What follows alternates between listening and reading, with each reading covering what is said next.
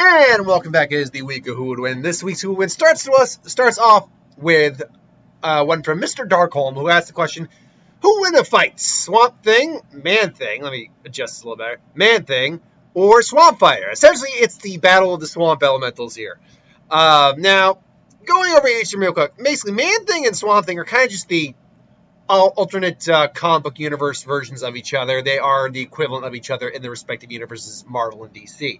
In Marvel, we have Man-Thing, formerly known as Theodore Sallis. Due to, if I remember correctly, I have his whole information up here right now, origin, due to his own research needing to be moved more secluded, he moved essentially to the Everglades. Obviously, an accident happened based off a new super serum. It's a version, basically, he ended up becoming an elemental. And similar to Swamp Thing, who's the guardian of the green in the DC universe, he is the guardian of the nexus of all realities, which is essentially a doorway to all theoretical realities. And allows him to travel and teleport into different locations in specific places, so he can do that instantaneously. His Man-Thing physiology is basically he's an elemental composed of vegetable matter, formed by a mixture of mystical energy and swamp mutagens. His body is malleable, able to just ooze through fence chains by changing his body's composition. He can elongate and shape and turn his body into different objects like blades, hammers, that kind of stuff. His superhuman strength varies. It's usually around the 2-ton range, or excuse me, the 2,000-pound range. But he can also go toe-to-toe with the likes of the Hulk in certain incarnations, so it's very fluctuant. But he's very, very durable. His biggest asset is probably his durability. Because of his porous form, he's resilient to most physical attacks because it's not entirely solid. Things like bullets and fists and blunt force objects go right through him. Blades don't work. But the thing about Man-Thing more than anything else is he lacks any emotion. His brain no longer is located where it should be. It's like throughout his head and his body. And normally he's a being without emotions. He's normally kind of just put in a dormant state. Unless stimulated by external emotions, he remains inert. Sensing emotion, he seeks out the source, and his pace is determined by the intensity of the emotion. Mild emotions provoke curiosity, causing him to draw near and observe. Violent emotions provoke him to seek out the source and attack it. He does not possess any emotions himself. Violent emotions cause him to basically form some extreme discomfort for him, producing a physical reaction on the surface of his body. And because of this, he can actually create a sulfuric acid, which causes the sphere burns when in contact with the flesh of the emoting beings. He ceases to radiate emotions when the being ceases to radiate emotion, he ceases production of the acid and creates a mild soapy mucus that tends to neutralize the acid. Man-Thing will only attack beings that emotionally provoke him, though. He's also, as a person, a noted biochemist. When he regained the ability to speak, he can speak in any language. However, Man-Thing is dependent on the environment of the swamp for his vitality. If you remove him for a significant period of time, he lapses into dormancy.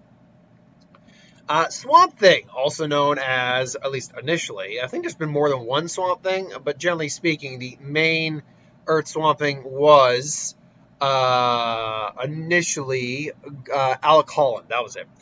Now he is, an embodiment of the green, which represents all flora in the entire universe. So long as there's flora in the universe, Swamp Thing can continue to exist. He's an elemental composed of sentient vegetable matter. He's self-sustaining, meaning he doesn't need to basically eat or anything. That probably survives on some level of photosynthesis. Super strength can vary, but it's tied to the earth and the green. Technically speaking, his strength is nearly incalculable because it all depends on how strong the green actually is. Again, how strong all the plant life, flora's health is in the universe. Elemental control, he can pretty much command all forms of plant life. Through his power, he is in constant communication with the very essence of the earth and serve as the plant elemental for the entire planet. Swamp Thing is also formerly the elemental of all elementals, including fire, water, earth, air, and flesh. Chlorokinesis basically lets him commune and manipulate plant life. He is even threatened to use on the microscopic flora within the enemy's body to grow out and kill them from the inside. Once he made a replica of an entire city completely with animate people, talking, walking, and acting with natural colors, and houses and details only out of plant matter. He can astral project. He can possess individuals to a certain extent through that. He's also has the ability to create multiple duplicates of himself.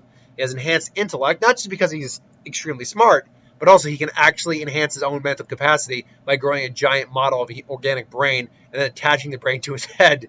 It takes circa 2 hours in which Swamp Thing cannot move until the brain is disconnected. Illusion casting, using orange tubers on his body when eaten, which that wouldn't happen. He can create illusions. Immortality, as I said, as long as there is some vestige of plant life anywhere in the universe, he's effectively immortal. Size alteration, regeneration, obviously, and resurrection. Swamp Thing houses his conscious mind inside a humanoid body made up of complex floral and vegetable material. At will, he can abandon this form and take residence in another shell growing from any plant life in his location. Chemist, his only real vulnerability is pollution. It weakens the green, therefore weakens Swamp Thing. So Swamp Thing's really freaking powerful. But last but not least, we have Swampfire. Now, Swampfire is an alien from Ben 10. He is, specifically speaking, a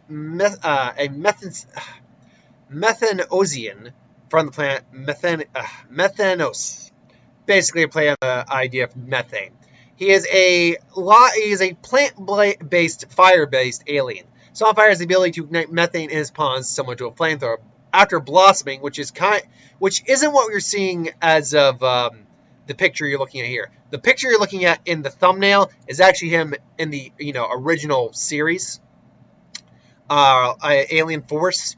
So I'm guessing that's him as a bud. His blossom form is looks more like a flower that it blossoms. Yeah, he still more or less looks like Swampfire, but still he has more like a hood or a collar. Sorry, his collar is much more bright and vibrant. But anyway, his fire blasts are precise enough for him to shoot a cage with Kevin and Gwen in it. While the cage melted, Kevin and Gwen were left unharmed. Before blossoming, his fire blasts were powerful enough to harm Vaxasaurus, which is, give me 1 second here, and Sonorosins way. Okay, so basically Humongosaur, which is a giant, durable dinosaur that can grow in size and durability. And harm the Sonorocasin. Oh, God. Okay, what is that species of alien? Because I'm sure I know what it is. I just don't know it by the name. I haven't watched Ben 10 in a while. Okay, the Echoes, which are basically durable little duplicators that can produce sonic waves. Furthermore, I'm strong enough to damage it while not budding or blossom. And his blossom from the blast are even more powerful than before. He's capable of limited flight through the means of launching himself in the air. He has a high degree of chlorokinesis, being able to telepathically interface with plant life, manipulate, and instantly create biological agriculture, generate a gas that makes exposed plant life elongate, enlarge, and ensnare enemies, seemingly being able to being mutated by the gases. Some plants have a brief green aura when influenced. Aside from earth plants, he can use his telepathic plant interface with alien life and plant life as well. Swampfire can generate seeds from his body that phase into or pierce into the ground or flooring before turning into fine tentacles strong enough to restrain a hybrid, which is a very powerful type of alien. They usually are as small as pebbles, but can sometimes become larger and sharper if used on metal surfaces. His body can generate a type of mud that sticks to everything but him, which he used to blind negative Humongosaur, and as the latter could not pull it off his eyes, and had to change into negative Big Chill to get rid of it. Swampfire is capable of regenerating and growing any damaged or destroyed body part, allowing him to grow back lost limbs, holes in his body, or even his head.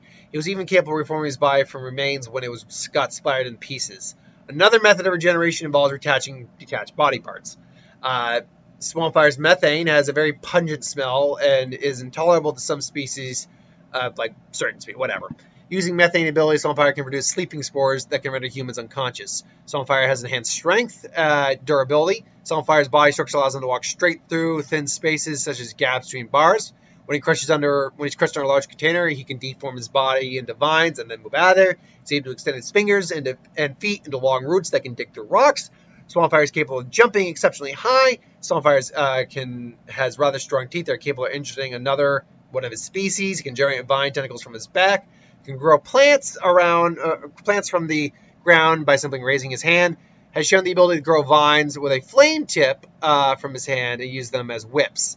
That being said, he is similar to Stinkflies. His swampy stench can make it hard for him to hide or anything capable of smelling. Despite his regeneration, he can continuously be cut up by sharp objects such as a anti-gravity projector, preventing him from regenerating. He can be harmed by electricity, such as generated by a conduit or by an individual called conduitoid. Swampfire can be immobilized by ice, such as the ice breath of a necrophrygian. Swampfire's fire attacks can accidentally cause collateral damage. Are you kidding me right now? Is this someone important? No, it's not. Go away. As Swampfire is vulnerable to magic, his body heat can make it difficult to fight an opponent that are attracted to heat, like reptiles. He can be immobilized and overpowered by gravity. Like other organic beings, he is vulnerable to age and dust, so time abilities. Despite his enhanced durability, Swampfire felt pain when being bitten.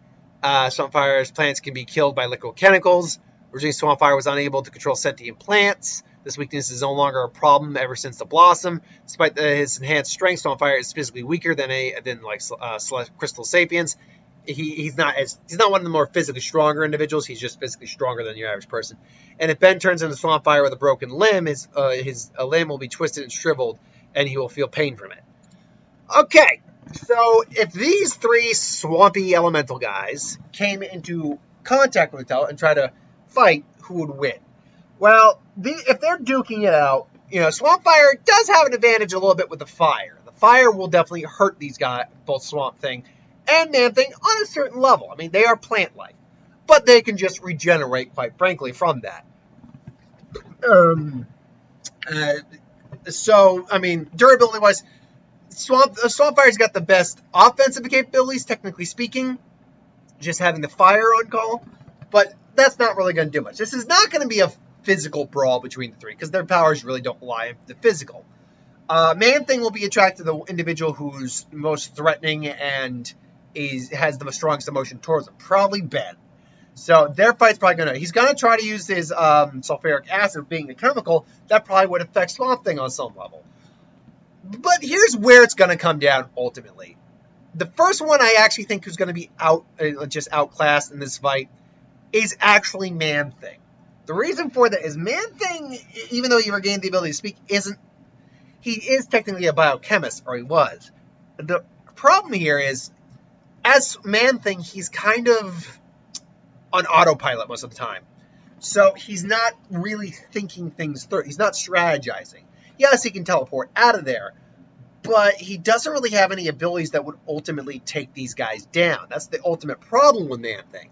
Man Thing's abilities are actually fairly limited compared to these other guys. The empathic acidic secretion is his most unique ability. Other than that, though, he's got the same malleability and regeneration as both these guys do. And he's got teleportation, which neither of these guys actually have. Something can technically just show up anywhere in the universe, but still. That said, it's not going to be something that's going to win in the fight.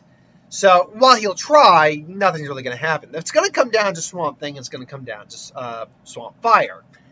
And that's not going to come down to their melee abilities, even though they certainly have those.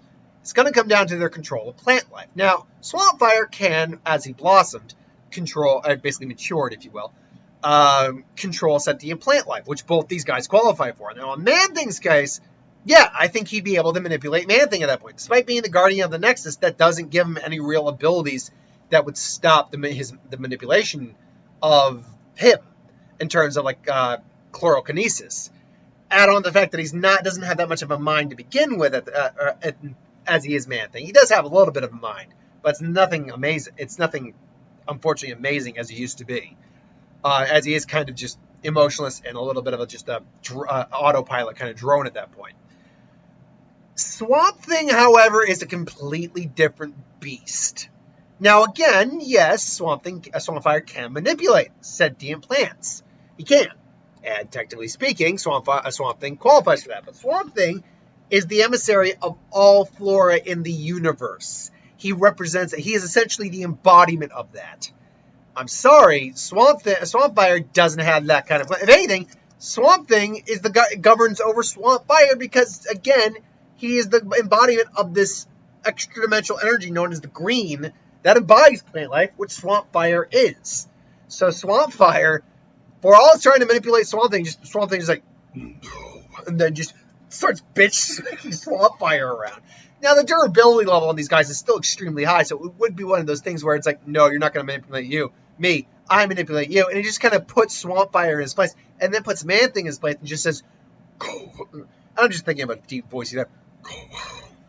And then just, there you go. This fight would actually be over pretty quick. Swamp Thing would make quick work.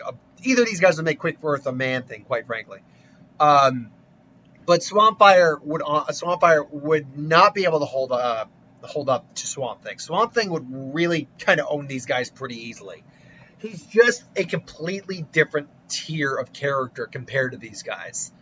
And unfortunately, neither of these guys have anything. Like, if you could separate Swamp Thing from the green, which has happened in some mediums, that could work. If you could, in theory, obliterate all plant life in the universe, that would work. Or just make it so the only plant life left is Swampfire. That could work. But because of what Swamp Thing is, he's just a completely different beast compared to these two. So, if you're asking me who I think wins this fight, it's Swamp Thing. Swamp Thing wins this 100% of the time. Runner-up, though, would be, I think, Swampfire. Man-Thing comes in the bottom. He's the bronze medal in this. He's just not quite the same level of character as either of these two. In terms of what he brings to a fight. In terms of what he represents is a completely different thing. As a Guardian of the Nexus, he's got far more duties and things like that than Swampfire does. But unfortunately, he's just, in terms of combat, not on the same level as either of these two. But ultimately, that's my opinion. What do you think? You think it's Swampfire, Swamp Thing, or Man-Thing? Put in the comments below. Like how we rotate from Man-Thing to Swampfire. Like that little transition. Until then, though, thanks for watching. Hope you enjoyed. Like, comment, share, subscribe, and I'll see you next time. Have a good one.